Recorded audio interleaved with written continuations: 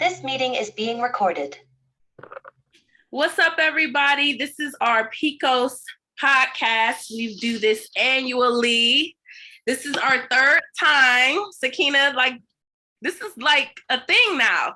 Yeah. This is a thing now. So basically, it's PCOS Awareness Month. And we have all had our own experiences with it. Before I get started introducing everyone, PCOS is Polycystic Ovarian Syndrome. And I'm getting this off Google, so listen, okay? Polycystic Ovarian Syndrome is a condition that where you have a few unusual or very long periods. Oh, this is going all into the details of the symptoms. I wasn't trying to get into that, but basically you have hormonal imbalances. It causes enlarged ovaries with small cysts on the outer edges. However, there are different types of polycystic ovarian syndrome. There are some types where you don't see any cysts at all, but we'll get off into that in a few. Today we have a lot of beautiful ladies on here today. My co-host Sakina. Hi. Yeah, give it up for Sakina. We met at work and we just randomly, she mentioned it. Did you mention it first at work? She just randomly mentioned that she had it. And I was like, I do too. So that's how we became friends. Oh, wow. At one of our jobs. So that's Sakina. We got my cousin Shayla. Hey. Texas. Yes. We got Nicole, mutual friends from my homegirl. Shout out to Alicia. And then my aunt Monica. Hello. So we'll all be sharing our experiences with this condition. I guess I'll start. I found out probably about, I want to say maybe about 6 years ago. I was talking to my doctor about my facial hair because I've always, even being like a young kid, I've always had mustache. And then growing up older, I was dealing with the chin hair, but it started growing at like crazy rates to where I couldn't stay on top of it. And then she was like, well, how old are you? I'm like, I'm 30, 31. She's like, have you ever been pregnant? I'm like, no. She just started running down the list of the different symptoms. And I had them all. And so she was like, I'm gonna test you. So I went and did the ultrasound and all that. And that's when I found out I had polycystic ovarian syndrome. Now, fast forwarding, I just got a report that I don't have any cysts on my ovaries right now. Awesome. That's pretty cool to hear because initially I did have multiple cysts on my ovaries, and was dealing with periods that would last for months at a time. Like I said, I've never been pregnant. What else? Facial hair, mood swings. The list goes on and on. So that's kind of like an overview of where I'm at, but I'll bring back more later. Sakina, you want to share? Okay, so I was diagnosed informally. Well, they didn't tell me exactly what it was when I was 19. They just basically said you don't ovulate as much as a regular person does. At 23, that's when I was formally diagnosed. So I've been battling with that ever since. At 23, I was like on the internet researching everything. I have pretty much all the symptoms. My periods are pretty much obsolete. I get them maybe once or twice, if I'm lucky, 3 times a year. I have the facial hair. My mood swings are crazy, but my cravings are worse. They're like up here. When I want what I want it, and I won't eat nothing else until I get it. Weight gain over the last, I'll say about 10 years, I've gained more weight than what I used to when I was younger. When I was younger, I used to gain maybe like 30 to 50 pounds, but I would be able to lose it quickly. As I got older, once I hit like 35, it was harder for me to lose weight.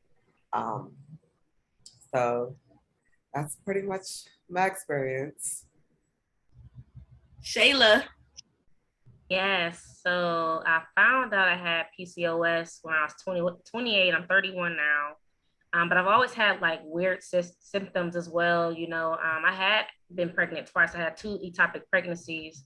And just to break that down for those who don't know, those are tubal pregnancies where the baby actually goes to the tube and it actually grows in the tube. So it was like a life and death situation with those 2 pregnancies. I've always had irregular cycles. My cycle didn't start until I was 14, but they were always irregular. And then they would go for a long period of time. So I could be on my cycle for 3 months, then it'll go back down to a couple of days, and it could be 2 months. And, it just was all over the place. And so at the time, the doctors were like, oh, we're going to just give you birth control. That will, help the situation.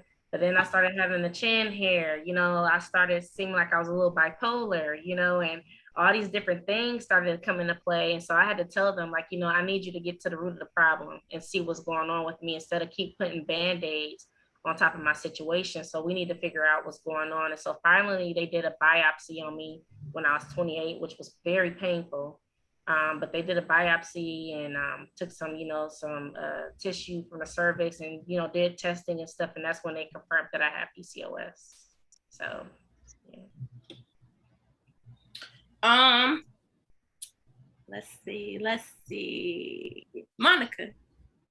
You can go. Old head. Okay, I think I'm older than all of y'all. I actually found out about it late in life. I am 49. I found out about it at 46. I did at a young age, I dealt with precancer cells. So I've dealt with precancer cells from the time I started having pap smears at 17 up until I was probably 30. And then from there, I, did the treatment, like she was stating, the biopsies, things like that, to confirm, and didn't really have any issues up until I would say roughly around 46. Mine really started with me noticing my cycles were like really off, and I'm like, what is going on with this? Because got my tubes tied, been having my tubes tied for a very long time, and I'm like, okay, so am I going through the change? And my cycle, it got really bad. I think I had a full-blown cycle for like almost 2 months, and I was like, okay, something's not right. But this was right before the pandemic hit. So you get all of these things and you're like, okay, I know something's not right. So they sent me for like the testing. I had to have the ultrasound and the vaginal ultrasound done. And I had to have it done, was it 2 or 3 times, Sherelle? I can't remember because we talked about it. Gosh, I feel like it I think it was 3. I feel like it was 3 times. They made me go through that 3 times. And she was like, well, we want to see it. We do it 6 months later. We want to see if it shrinks. Then let me look at it again. Let me see if it shrinks. And I'm like, okay, I have my tubes tied. I'm not having any more kids. Hey, I'm ready for y'all to clean the house. Just take everything out. I'm done. And it actually took almost 3 years before them to finally say, okay, because I wasn't going to do it. They offer you, like you said, the birth control, IUD. I'm like, 46. I will never understand the IUD suggestion. Right. That's to me. Yeah. And I think it was because they were stating that it would just stop your periods, your ovulation, thing. But then I'm like, my issue was I was real moody, like real bad. There were times where I didn't want to be around me. Like, can you take her somewhere and put her in the corner? Because I don't like her right now. And my husband, he was like, I don't know what's going on. At that particular time, we had only been married 2 years. So he was like, I don't know what's going on. Like, do I need to leave? Like, and we watched David and Tamala Mann when she was going through the change. And he was saying, you act just like her. I was like, no, I don't. And then I kind of stepped back and I looked at it, and I would chew your head, spit it out, and not even care nothing about your feelings. And then I'd be like, I didn't mean it like that. So, but I finally had a hysterectomy. I had a partial. I had that in March of this year, and it was the best decision I'd ever had made, because I got to the point where my cycles were so crazy. I went from wearing, I never was a pad person, but I went from wearing tampons to the Diva Cup. I started using that in lieu of tampons and pads. And that kind of seemed to help with not messing up my clothes as much, because I would just all of a sudden just sit down and have on a super tampon, and you go to sit down and all of a sudden you're like, did I just pee on myself? What is that? Right. I'm gonna ask you more about that Diva Cup in a I want to know too. Yeah. I would like that too. Nicole, you want to give us a kind of overview? Yes. So I think I originally had PCOS when I was 18. I had a lot of signs, but I didn't get diagnosed until I was about 25, 26. I was having the same symptoms, the extreme heavy periods, the facial hair, the dark circles under your armpits. How they diagnosed me was I had an ultrasound done. They found cysts on my ovaries, and they were like, so you have PCOS.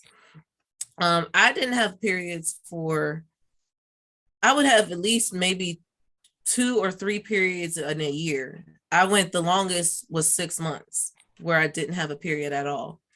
And I would bleed extremely heavy to where like I would have a super tampon in and then have to put a pad and soak through that within an hour or 2. Mm-hmm. So I would like be scared to go to work. Didn't want to go to work due to it. Especially when it started, I would like not go to work. I went to the emergency room because it was extremely heavy. And I went to the emergency room a couple times. And at the time I was trying to get pregnant, and I went to go see a fertility doctor.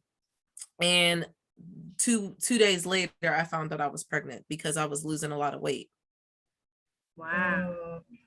So, I mean, it's possible definitely that you can have a baby while having PCOS. They definitely say that weight loss is the cure to PCOS. So, but that's my story. Thanks for sharing. I know you were a little reluctant at first. She's like, I gotta think about it. I said, I'm not a good speaker. Oh, you're good. Once you start, it'll flow out. Yeah. You'll be shocked. Mm. Does anybody know like what type of PCOS they have? Like, is anybody like? I didn't even know there was different types. Yeah, like I don't know that either. When we started doing this, we started looking up different things, and there are different types. I'm pulling it up now. Let me see if I can pull it up on here. Let's see. Sharing the screen. Oh, I know my type. I'm sorry, I do know my type. You do? Yeah. What's your type? Mine is more closer to insulin resistance. Okay. I'm actually pre-diabetic, and that's where I'm kind of did a big change on like how I'm eating and stuff now. I've been losing some weight because they want to go ahead and put me on metformin now, and I don't want to be on it at all. So, but right now I'm pre-diabetic. My number is a little bit over the pre-diabetic number. So that's how I found out I was kind of like, those are connected hand in hand. Yeah. So I will say the metformin will help you pull the weight off though.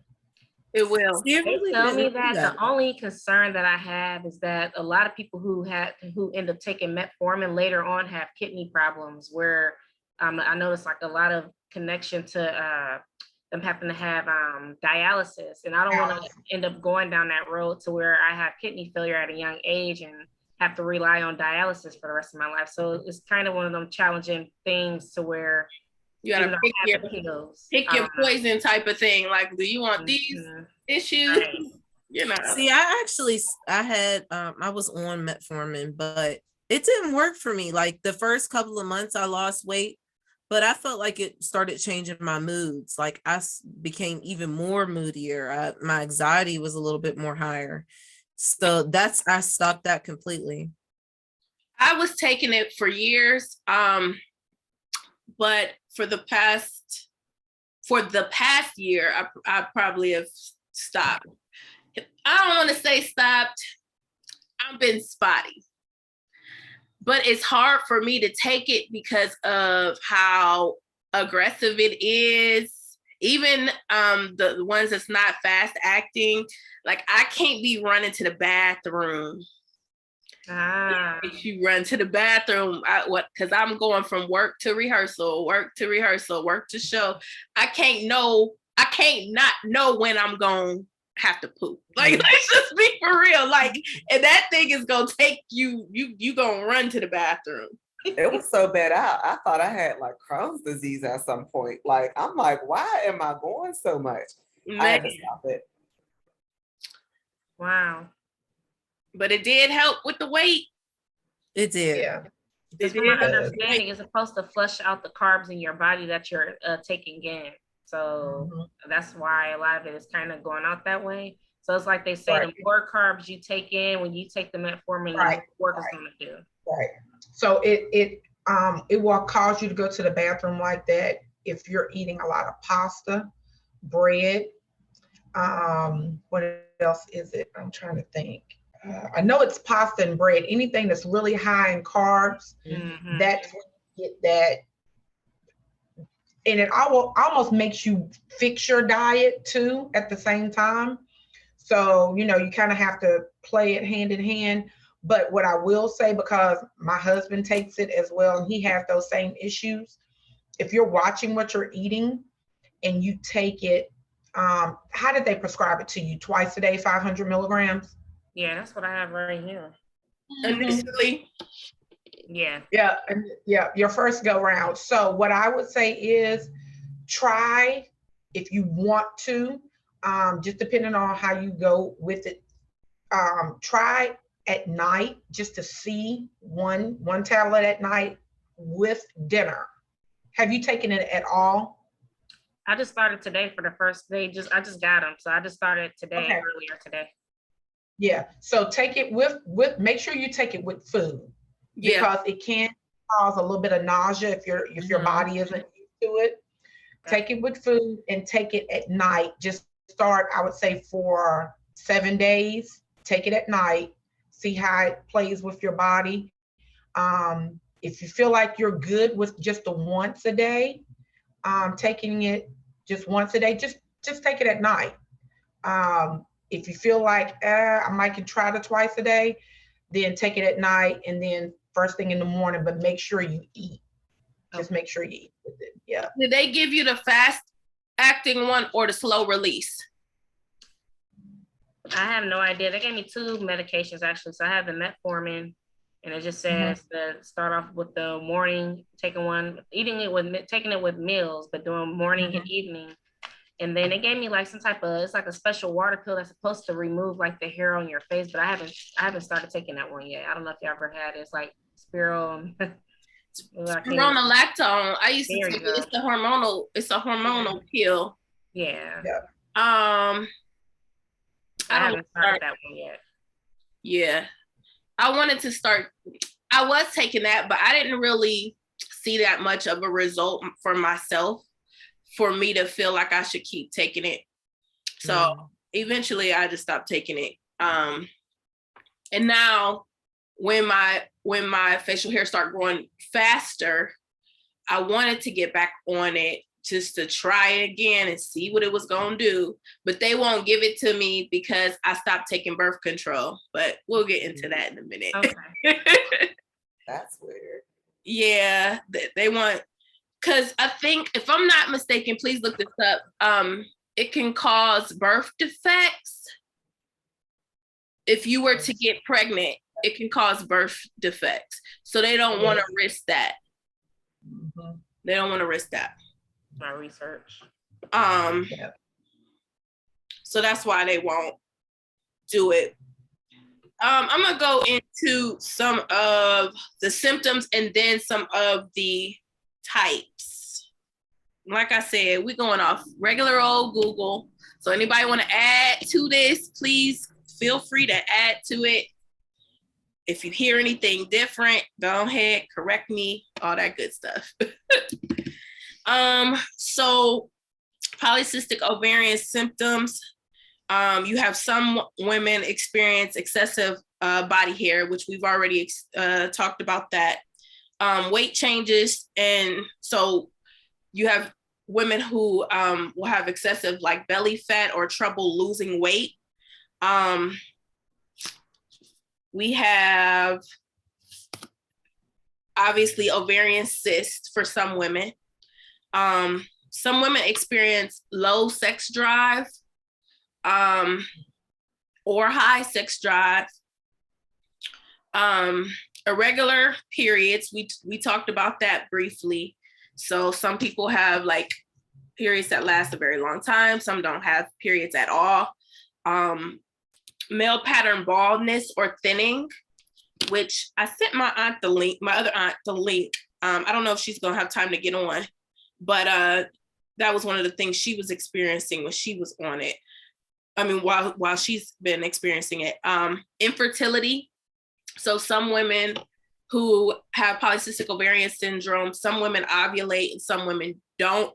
Some women ovulate at slower rates, more random rates. So it affects fertility. We mentioned mood changes, acne, fatigue, insulin resistance, that was mentioned briefly, and testosterone levels. So those are some of the symptoms that we experience, and we all have like different ones. So that's why these kind of podcasts are pretty cool, and support groups and all that stuff is pretty cool, because it's like, oh, I'm dealing with this, and it's like, no, I'm not dealing with that.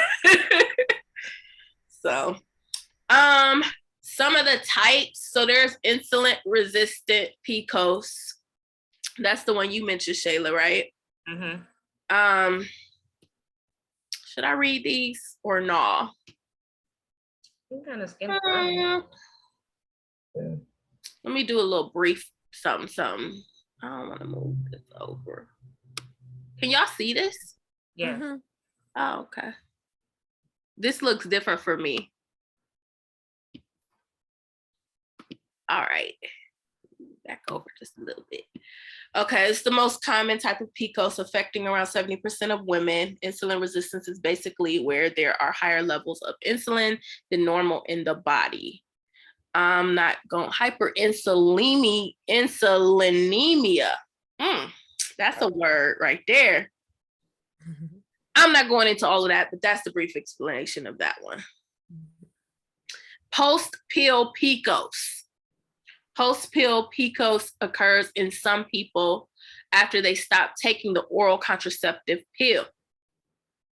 In this type, symptoms like acne, irregular periods, and excessive hair growth were not present prior to starting the pill at all. Now, that's some news right there. Mm-hmm. Hot mess. oral contraceptives, I'm not going through all these names, are often involved in this type of PCOS due to the type of synthetic progestins used. Then there's adrenal Picos.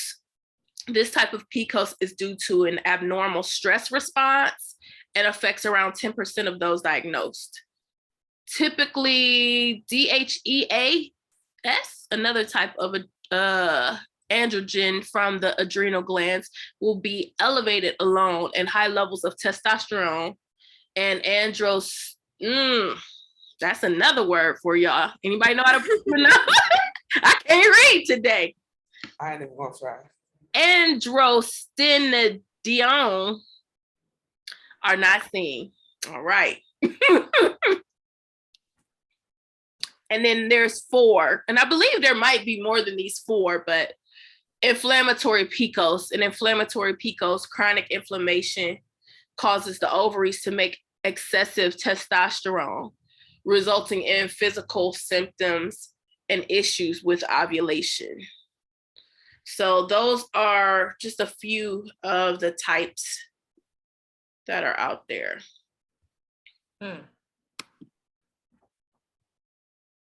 I thought I knew what, but I don't know anymore at this point. I really don't. I'm not even gonna act like I do.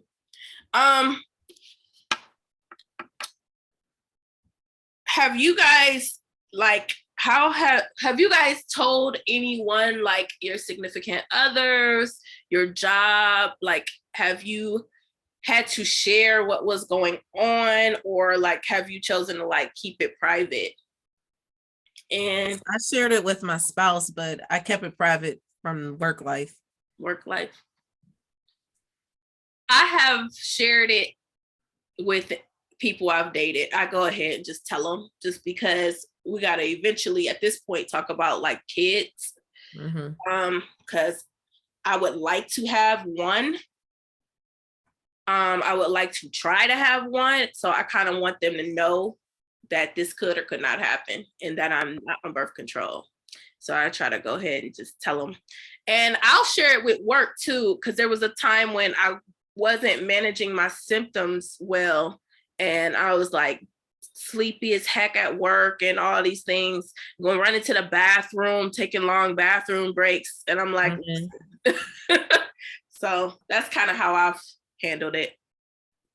I shared it with, my spouse. I've shared it with some friends that who are kind of going through some, symptoms that kind of to me were familiar to PCOS. And then I shared it with my job because, like I said, when I would have those long cycles that would last for 3 months, 4 months, whatever, it really drained so much out of me. And there were times at work where, I couldn't get out the bed to even get to work. And it wasn't me being lazy or me not going to sleep, but I felt like I didn't get enough rest because I was extremely drained. And then I had to go to the hospital just to make sure, okay, like, hey, I don't need a blood transfusion or, just different things because I was concerned about it. So I did share with, my job just to let them know what was going on, which they became a little more understandable then. So, yeah. I'm pretty much open. I believe in sharing your story because it may help somebody. And in most cases, when I share, what I go through and my stories, it does help a lot of people. Currently, I have a coworker who is not going through, she doesn't have PCOS, but she's going through some infertility issues. And I, was able to encourage her or, at least comfort her through my story and my journey. So I'm pretty much open with it. You never know who's going through it, who feels like alone when they're going through it. There's plenty of people in my family who actually hid it from a lot of people, and they're like, well, I didn't want to say nothing because I thought I was the only one. And I'm like, no, we need to talk about it because it could help other people, and you need to know that you're not going through it alone. I'm very much an open book as well. I think when it comes up in conversation, then I explain my story, what I've been through. Right. And then it gives them to like, oh, maybe I should go get checked out as well, because I could possibly have that as well. And that's happened to like my sister. I'm the only one in my family that has PCOS. So am I. Nobody knew until I actually came out and said it. And then come to find out, both of my paternal grandmother and my maternal grandmother had it before they had kids. And then come to find out, my little cousins, most of my little cousins have it. And they would have never gotten checked or even understood what it was if I hadn't been open with them. You know? As far as blood relatives, I'm the only one. Same. Have your like significant others been like, how have they like reacted to it? Like, are they understanding? Are they very understanding? I felt like my spouse actually went to the emergency room with me several times because I'm like, what is going on? Like, what is going on? And yeah, he's been through the whole ride with me, with dealing with this whole issue. That's awesome.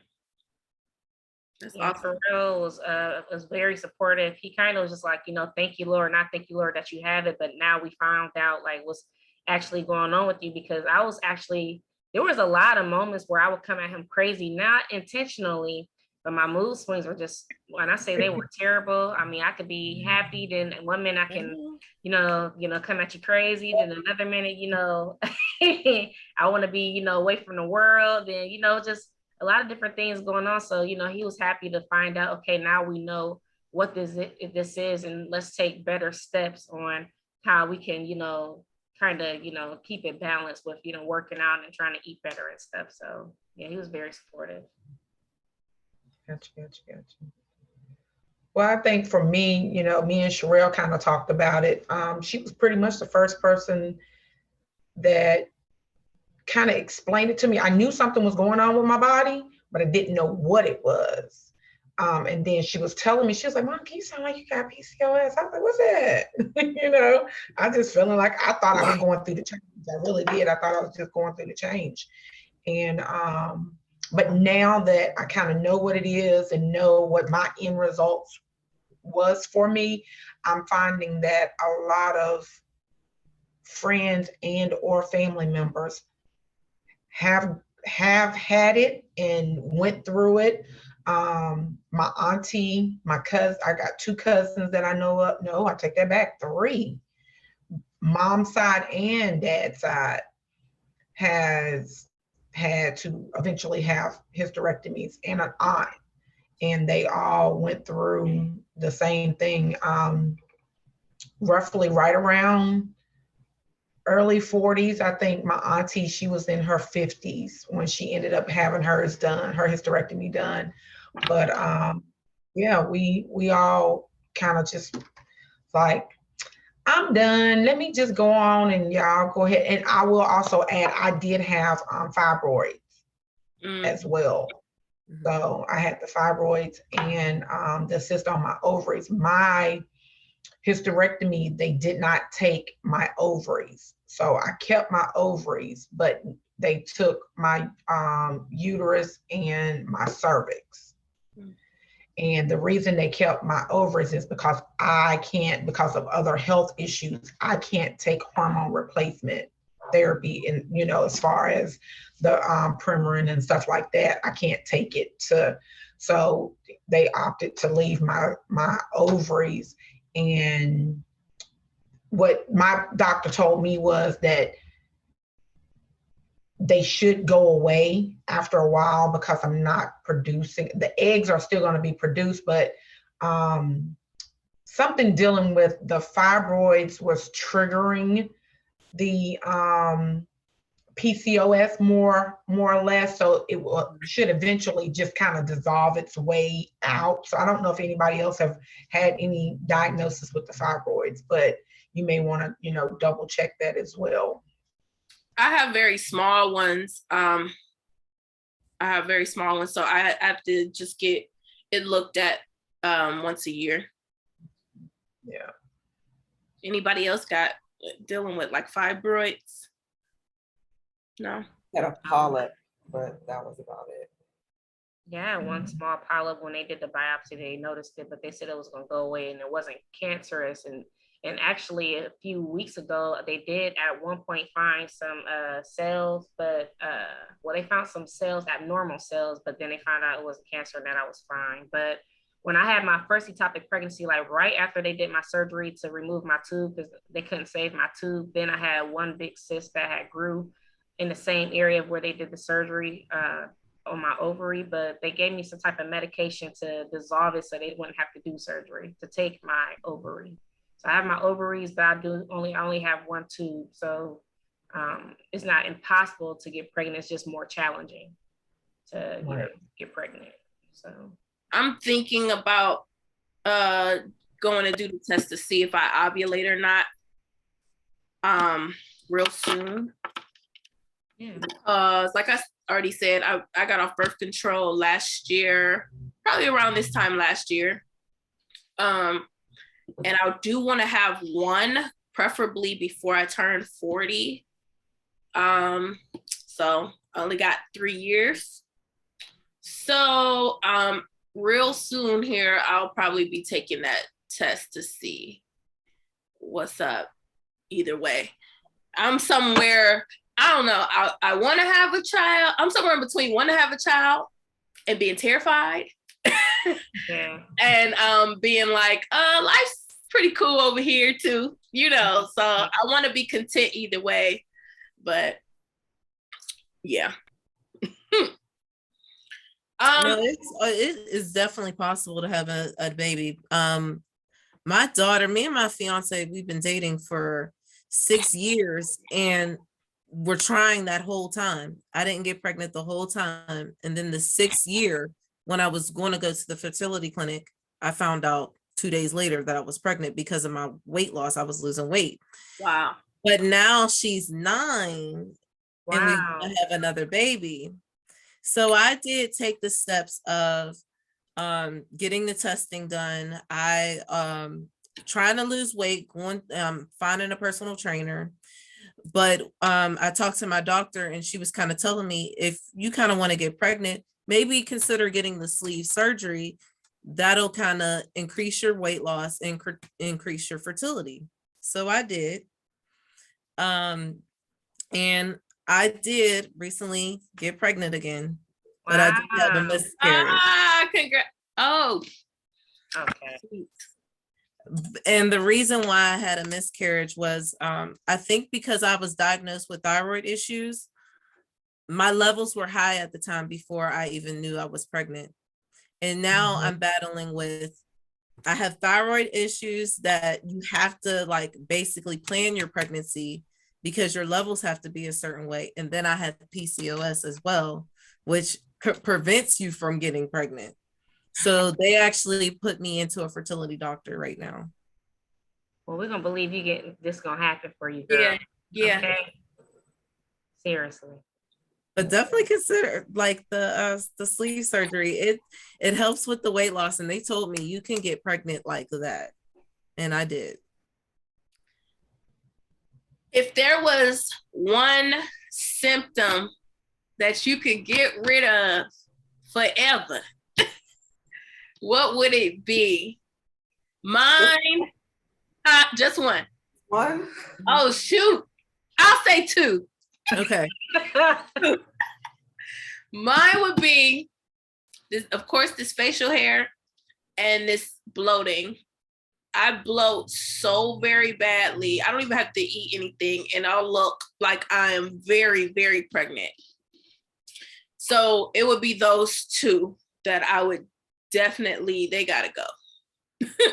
I'll get into what I've been trying to take, but we'll get into that last. But if there's 2 symptoms that you could do away with tomorrow, what would it be? We can't say 3. All right. For me, I'll just, forget it. I'm not going to talk about the hair. It is what it is. I would do one would be to get rid of the weight fluctuation.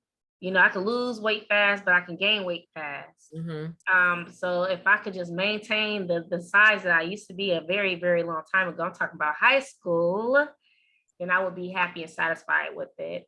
And then my other symptom will really just be the mood swings. I hate, I'm very great at, socializing with people, but I hate always looking mad and angry and upset when I'm a very, sweet person. And, sometimes, like I said, I can come off, I think before I speak, but it can still come off very wrong.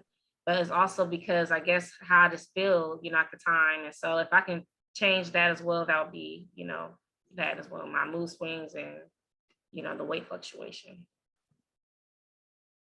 Mine would definitely be the weight as well and the bleeding. The bleeding. Oof. Whoa. The bleeding, I would definitely want to get rid of. I feel you on that, girl.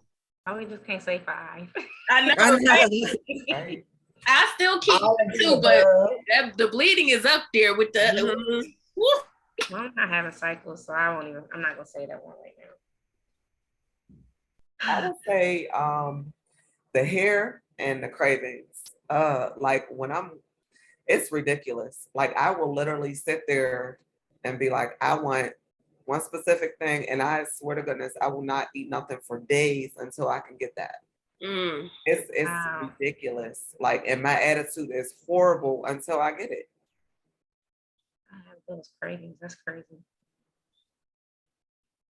Mine is the I weight called loss. Sherelle a couple times, like, I want Red Lobster, but it's 11 o'clock at night and they close.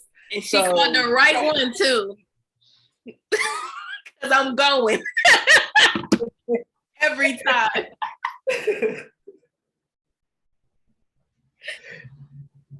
That's funny.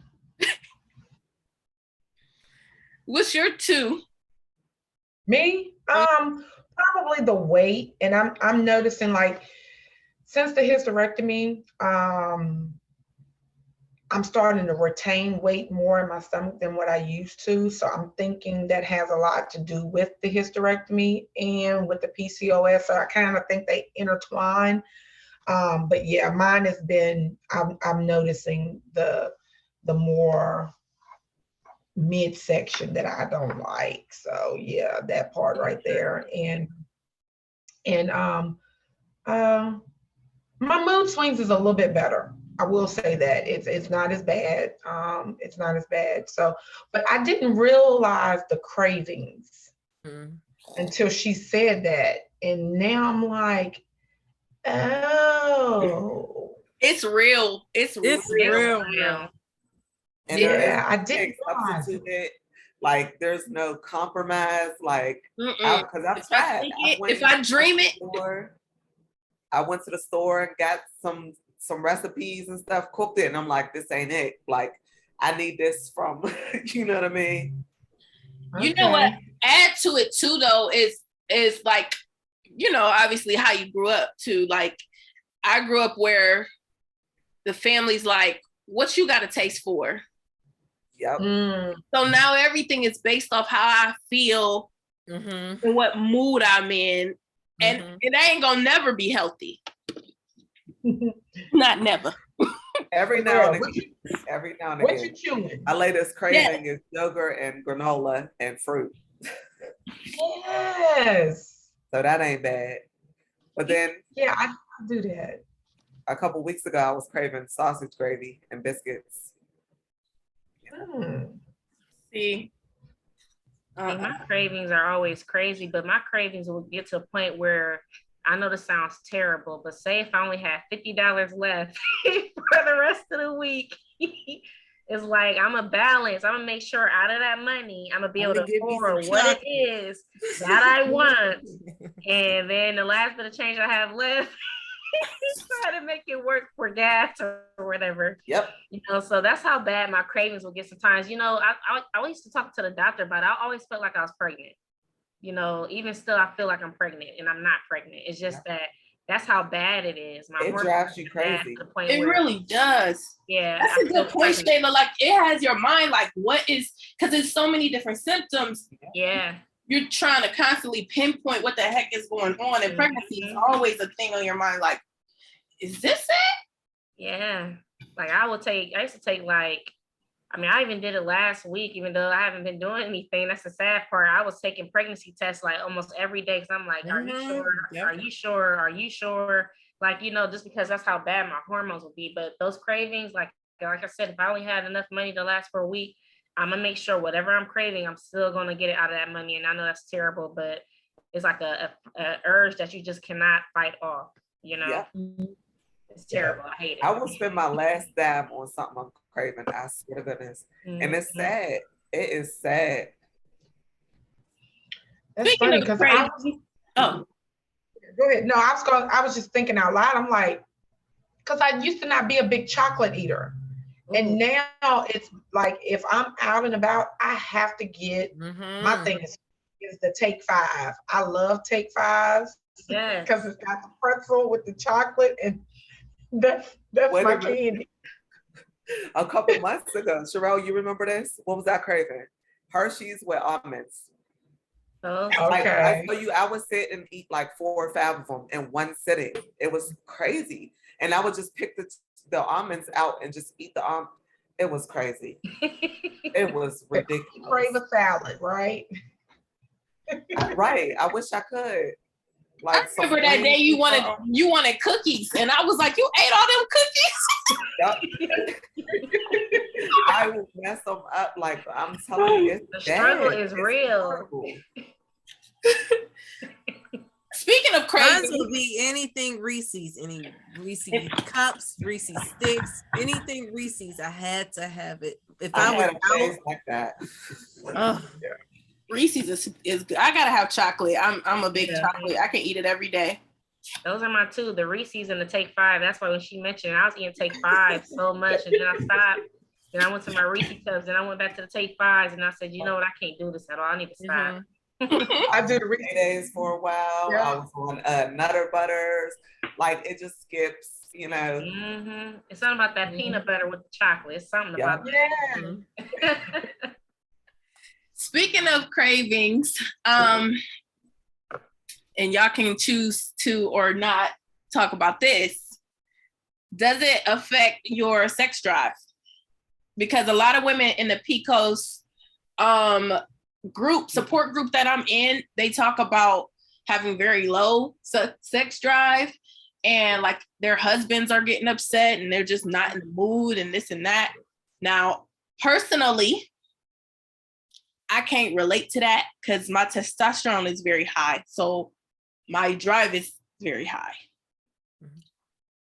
But I know it's different for everybody. Mine go up and down. Like, I can literally go months being cool without no sex. I don't have no significant other right now. But I can literally go months. The longest I went was 2 years and 13 days, I think. Something like that. And that was cool. But then there's times where I'm like, I need it and I need it now. So it goes up and down. It's crazy because I feel like mine before, like in my younger days, was low. Now it's higher. And I think it's because I'm balanced now. That makes sense. Well, my drive is so high to the dang on sky. Sorry, Terrell, if you end up watching this later, but it is high. Like, anytime I need it, it's going to happen because it's high and I can't go without it. And my attitude will be extremely terrible if I don't get it. So it is high. I don't care how many times a day, how many times a week, it is high. So, and mine is I asked low. the question in the support group, and it's hundreds of ladies in that group. None of them was like, it's high. I was like, am I the only one that maybe I'm the only one? I don't know. I think once you get it balanced, it's age range. Yeah, that's a thing too. Age. It could be depending on the age range, because I know, like, prior to, I'd say 40 and below. Oh yeah, it was like, it was high. But now that I think as I'm getting older, and you kind of get like, I'm cool. You good? I'm good. All right, let's go to bed.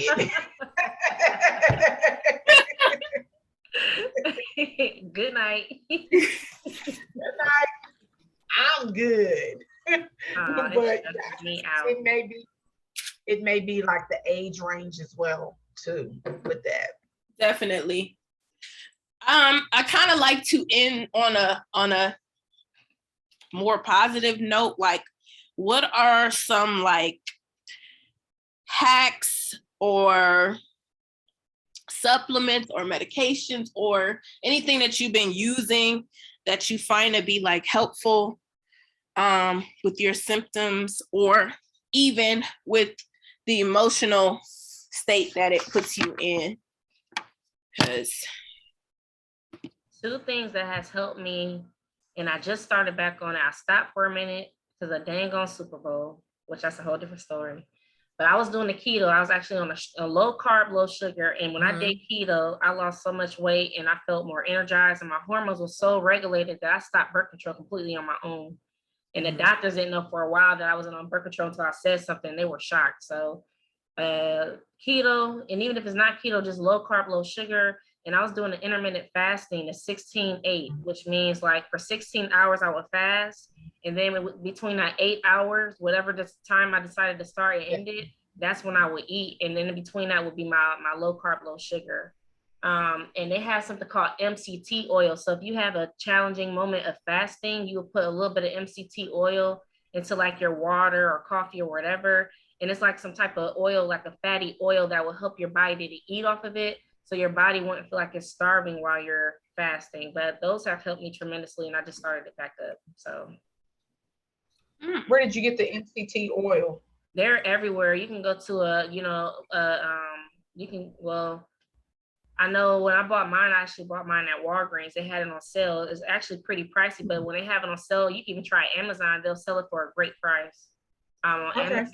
But MCT oil just helps you to fast. You can put it, you can't even taste it. You can put a tablespoon in if you drink coffee or tea in the morning or whatever, drink it and then drink water throughout the day until it's time to actually eat your meal. And I promise you, like, you'll start to feel different. You'll start to notice a change. But MCT oil, M as in mom, C as in cat, T as in Tom oil. And it's pretty good for you. It's very helpful during those times. So, yeah. I have been using probiotic gummies. Yep. And I like them. So I'm going to keep using them. And I can tell it's helping some with the bloating. I also was doing intermittent fasting for some time and had lost weight doing it. And I really like it. I want to get back into it. It's been kind of rough with my schedule, but I really want to get back into it. And one con to that, though, for me is it keeps me awake, because during your fasting time, you got more energy, and I'm usually fasting by the time I'm in bed. That's my only, but I lose weight doing it, and I like it. I like how it makes me feel. Another thing that I found out about that I recently started trying was spearmint tea. They say that it's good for facial hair. Wow. So organic spearmint tea, I ordered it off of Amazon. It's so hard though with my moods. Oh my gosh, to stay consistent. But those are the things that I found and I like. Also, those Always Z period panties. The truth. Game. I got a half a box. I've never heard of those. Oh my gosh. I got you on Saturday. Game. I got some. Look, I love them. Sure. Because just like Nicole was talking about, I have to do pad and tampon same time sometimes when it's like really crazy. And so that I don't go through at night, I have to use, since I found out about those, I have to use those at this point. So those are some of the things that I would say.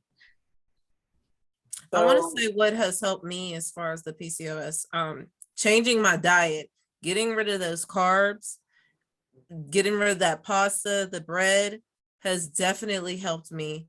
and also maintaining my mental health, working out. Oh, girl, I'm being big in the gym. Like I have to work out to maintain my mental, and I've noticed that that's what's been helping like lessen the stress and like balance my eating as well. I'm glad you mentioned that, because I'm in therapy, so like therapy is really helpful for that, for me as well. So before my periods got so far and few, I had really heavy periods, and they lasted for a long time. Like I had one for like 6 months at one point. Yeah. Spotting, then come back on, then spotting. So I started taking raspberry red leaf capsules, and then I also started taking chestnut berry capsules. I forget. I think that I might be wrong on the name, but I started taking those two consistently, maybe about 2019. And now every time I come on my period for the last 2 years, it's only 1 week. Wow. It's only 1 week. I don't know I'm like concerned. I went to the doctor. I'm like, am I going through perimenopause but I think that contributed to it. I recently stopped taking this as often as I used to. So I want to get back on that regimen. But I haven't been on, like my last period was last month. And prior to that, it was January. But both periods were 7 days. And I was like, what is going on? So I think those two helps. And then they also have those in tea form as well. And that's way easier to take versus to have to remember to take a pill. So prior to me having the hysterectomy, I know you ladies were heard me say I was using the Diva cup. Mm-hmm. And so with the Diva cup, what I found was it made my periods lighter, and they did not last as long, because you have to remember when you're using tampons and pads, there is a chemical in those products, and it can make you produce more blood. So my sister actually started using it first, and I was like, I don't know if I want to do that. But once I started, I was like, oh, I'm never using a tampon or a pad again. This is, it just depends on the person. I will say this, because it's a cup, and so when you get it, and I know you guys probably have seen it, it looks like a little upside down ice cream thing, So when you get, you kind of, you have to boil it. That sterilizes it. So you wash it, soap and water, then you boil it, sterilize, and you fold it in, and it actually sits up against your cervix. So it cups your cervix. Wow. And there is kind of like a natural sealant that it seals where it doesn't leak, and your menses, is held in the cup. When you like, for me, I could go 4 hours without changing. Wow. Literally. Even on a heavy day, I could go 4 hours without changing. And basically, you don't really change it, you dump it. That's the peak. Ooh, yeah, that's the part that a lot of people, it's like, oh my God, like, you do what now? What? So you dump it in the toilet. Like when you pull it out, there's like a little suction thing. It's like a little tab at the bottom that kind of helps you release the silicone. You pull it a little bit, and it kind of is just like a little, and you dump it in the toilet. You wash it out, and you fold it and insert it back. I never had any issues sleeping in it.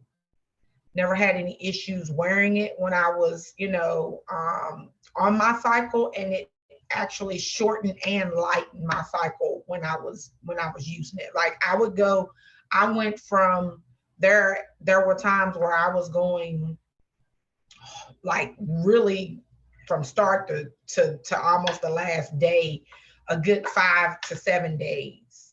And it shortened it from 5 to 7 days to sometimes 3 or 4. Wow. And I didn't, like, to me, I'm like, I'd rather do that than have to worry about, messing up my clothes. And I've never messed up my clothes. Like, once you get that, it's like a process. It's like learning curve. Once you know where your cervix is and how to make sure that it's on there. And my cervix is kind of, it was like a little tilted. It was weird. Like sometimes, like even when I would have a pap smear, they would be like, okay, I know this is going to be uncomfortable, because they would have to go in a certain way to get to the cervix. And once you realize where it's at, yeah, I was like, okay, I'm good. And yeah, if you choose to get one, what I would say is don't buy the one that's in the store, because they're $50. Okay. If you've seen them in the pharmacies, go on Amazon, and they have, I think it's one called Blossom or something like that. And you get 2 cups. And yeah, it kind of has and really it will tell you how much you're bleeding, because there's like a little a measurement thing on the inside in mLs, and it tells you how much you're actually releasing out of your body. And I kind of kept, when I was going back and forth to the doctor, I'm like, oh yeah, I got this wrote down. I had this, and I had, how many of her cc's, and I, that was within 4 hours, or, whatever the case may be. And it kind of helped me help them gauge how much I was losing as well. So, but yeah, after I got used to it, I was good with it. Like literally. I've heard a lot of women have good things to say. I'll be watching Mrs. Kev on stage. She right. She always talking about it and how she likes it. She's like, there's no smell, there's no spillage, there's no this. I want to say she said they can have sex with it. I don't know, but there is one that you can have sex with. Yeah, wow. Like the cervix, and yeah. I don't know. I've been wanting to try it, but I did see it was like $50. I was like, okay, we'll wait. Yeah, no, girl. Amazon, I think you can get it for like, I think the ones that I might have paid $18, and it comes with two cups, satin baggy, like you would put it in. But I just usually just kept my box underneath my bathroom sink to switch it out, But to start, when I started my cycle, I knew I was getting ready to start. I would boil it, sterilize it from the previous use, or what have you, and soap and water throughout the cycle itself. And sometimes I would, boil it again, maybe a couple of times in between, but it's not necessary. But it's silicone. And yeah, you find that you're not using as much toilet paper, because you having to all of this. Save on your bills.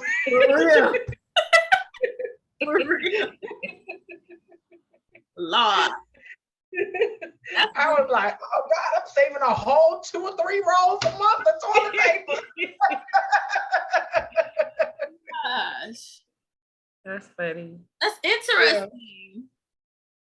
Yeah. It's very interesting. All right, anybody else gonna try it? Mm-mm. I don't know yet. I'm not gonna try it. It grosses me out because do you clot? It depends on when I come on my next period. The thought of it grosses me out. So the clot, like it just depends on the person, because I mentioned it to my daughter as well. And she was like, I'm not trying to see that, but I'm not going to look at it and inspect it. It's no worse than a tampon. You know what I mean? Because once you take it out, you just dump it in the toilet. I'm looking at it. I'm sorry. I'm looking at it too. I'm looking at it too. I need to see what's in there. You gotta pinch it to take it out. Like, I need to see. So when you take it out, there's like a little tab at the bottom. You can kind of pull it, and what it does is it's kind of like a air thing. It's kind of like it's you have to experience it for yourself. Does it spill on your hands though? Yeah. No, because it's up against your cervix. So That's cervix, I wonder, is there cervix. We're gonna say cervix, and okay. it cups around it. So everything drains into the cup. So when you pull it, even if you were to grip it with your fingers and squeeze it to let that air in there, you're not gonna let it fill all the way up before you change it. So depending on the person, you just pull it, and as soon as you pull it out, there's nothing on the outside. So it's not like a tampon, because your tampon, you're used to a tampon. So a tampon goes up against the cervix, and the menses drains down the cervix.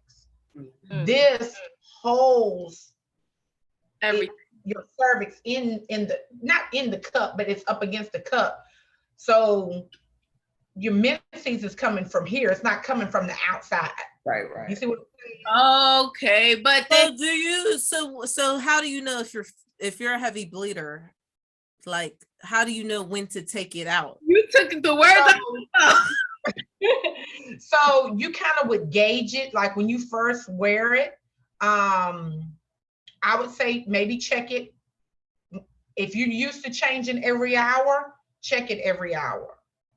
Then you can kind of gauge it from there. If you want to say, oh, you know what? I didn't really produce a lot. Let me leave it in maybe an hour and 30 minutes and then check it.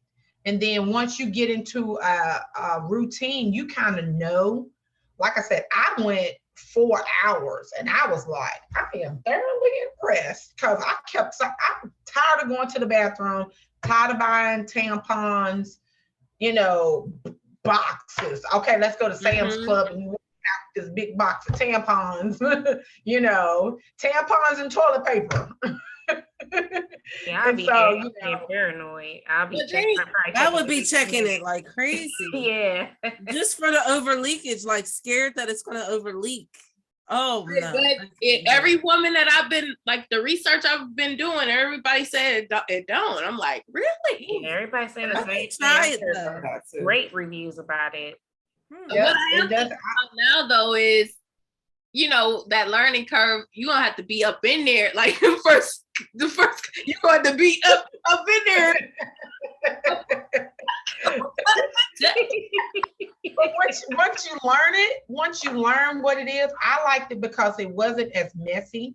You don't have to worry about the trash in the bathroom. You don't have to, like for me, I would even like if I was out just running around, you can buy the feminine wipes. You put them in your purse, versus, that's what I did. I just kept those in my purse. Would wipe it, with that, if I was in a public restroom, but most of the time I would always try to go to one that had the sink in the stall with it, so you could do what you needed to do. But otherwise I had my, feminine wipes. I dump it, wipe it off, reinsert it, and you don't have to worry about a lot of trash. And like you say, the smell, after a while, depending on how much you're having to change a tampon or a pad, you're having to take your trash out, like out downstairs in the basement every couple of days out of the bathroom. And with that, you don't have, especially if you're at home, you don't have to worry about it. There's no smell to have to worry about the trash. And if you got a husband or a boyfriend or whoever coming over or whatever, and you looking at, and you's like, trash is piled to the top of the, it's like, dang it, I gotta take the trash out the bathroom. Right. Struggle. I think I'm gonna give it a try, because my the pads and tampons I buy are pretty expensive, because I haven't used Always or any of those brands for over, I say maybe 7 years. I've been using like a special cotton for a very long time. After I did some researches and watched documentaries on pads, right, and how once the blood pretty much hit the pad, that material loosens. and it can go back into your vaginal canal and cause a lot of issues. Like they say it can tie into cancer and all these different things because it's a chemical. So I stopped using that stuff like 7 years ago. So my pads and tampons are pretty pricey for, you know, than a normal price. So I may look into it and give it a shot and see what I. Yeah. I'm gonna try it because I'm just a little risk taker. Curious. Yeah. You're curious. You know, you were just like, I want to know if Yeah. yes or no. Yep. I am. So anybody got any final thoughts, anything they want to share or make sure they put out there that they forgot to add or reiterate or whatever? Definitely utilize those PCOS support groups. I've found them very, very helpful. Same here. Okay. I just wanted to give a little bit of advice to anybody who's newly diagnosed. Don't stop asking questions. Don't let the doctors just tell you anything, put you on anything. Birth control and metformin is not the only way to go. Explore your natural remedy options and other options. You know, do your research and just don't take everything for face value as far as what the doctors say, because they're going to try to push you aside. They don't know enough about PCOS, and that's just what it is, you know? Yep. So you got to keep doing your research. Black women. Exactly. Talk to other Black people women. while we have this podcast. Like, you have to get out there and talk to other people and get their experiences, and you never know, something they're taking may help you have a baby, or, you know, lessen the hair or cut down the cravings. Just talk to people, do your research, and don't ever give up. I'll say two things. One, that's why I kind of been on the edge with this whole metformin situation, because there's a vitamin called berberine, which is BERBERINE, and it's kind of like metformin, but it's a natural vitamin that's supposed to help like with, you know, diabetes, insulin issues, and other things. So I say research that and see if you want to try that first and see if that might be more helpful for you before you actually go to the metformin. And then also, you know, some people are against it, but I'm not. I actually been connecting to like holistic groups where they do the more natural. When it comes to like not even just sea moss, because everybody big on sea moss. There's more to it than just sea moss. There's so much more. You have sour sop. You have all these different things. So do some research on like the more natural. You can make teas out of this stuff and drink it. So like I say, just, you know, connect to more holistic groups. And just kind of see what else is out there as far as plants and stuff, because you got to understand, back in the biblical time, or it don't even have to be biblical times, the foods and stuff that they ate came straight from the ground. And so it's not too late for us to do the same thing as far as those things that can help regulate more in our body than some of these, you know, a lot of these products and foods that have, you know, all these chemicals and whatnot. So just kind of do some research and connect to some holistics as well. It doesn't hurt, you know, so do some research. Yes, stay connected with other people that you know who have it, or if not, therapy is good. One thing that I've been paying attention to lately, especially, is what am I trying to say? So obviously I have the PCOS belly, but I'm looking at like cuts of and shapes of clothing that will give me the shapes that I want for my body, because oftentimes we got that there's if you look up the picture, it's a certain picture for it. So there's certain things that'll like peplum, V-neck, or, you know, plunging neckline, long necklaces, blazers, draped type things. I'm looking at shapes of clothes that fit the body that I have right now, because, you know, you do have to want to make changes, but you also want to play the cards that you're dealt too. Like, you don't have to wait to look and feel nice. You don't have to wait till later, or you don't have to feel like it's never going to happen. you know, when you look good, you'll feel more motivated to do certain things health-wise. So I've been like paying attention to certain things like that. And what else? That's probably it. That's good advice, because, you know, I'll be having different things going on in my body too. Me trying to make sure everything looks more balanced, you know, especially when you don't get blessed in areas like everybody else, you know, so you got to work those things out. And then I have broad shoulders, and then, you know, I got the fupa. So it's like, you know, yeah, just some things I got to, you know, look into as well. So that's good advice. Yeah, there's shapes and cuts to give you the look that you want. I go on YouTube and there's like a lady, there's people on there shaped like you, or, you know, who will show you and tell you what kind of cuts and different things that you could do physically for your appearance. So that's just a thought, because I'm often like, I look like this, I'm like this, you know, I'm just always in my feels about it. So, you know. Anybody else got any last words? One more thing. If anyone is going through hot flashes like me, because I be thinking I'm going through menopause, they have these fans that are real cheap, that are real good on Amazon. They're like $19. They're rechargeable fans that you wear around your neck. You can connect it to your side, but, you know, just to, you know, like a coolant for yourself, because I be having like those hot flashes and stuff, and I stay hot more than anything. So like, yeah. I thought that was me getting old, because I got 2 fans blowing on me at all times when I'm sleeping. I still got the air conditioner on. Mine is on now. You know, but I talked to the doctor about that. So I'm actually I feel like I'm going through menopause, and they're like, you know, in a sense, your body, because you have this situation and your hormones at the same time, it's like your body is kind of, in a sense, going through menopause, even though you're not going through menopause. So like they were just saying, you know, keep clothing on that can be like more, you know, coolant for you, or, you know, drink more cold water, or again, on Amazon, they got these fans, y'all. I'm telling y'all, and they blow good. So He said they blow good. yes, they do. Okay, so, you know, Baptist church. listen, be up there with this machine on you. But yeah, that's just some, you know, just to keep you cool. They don't have the sweat.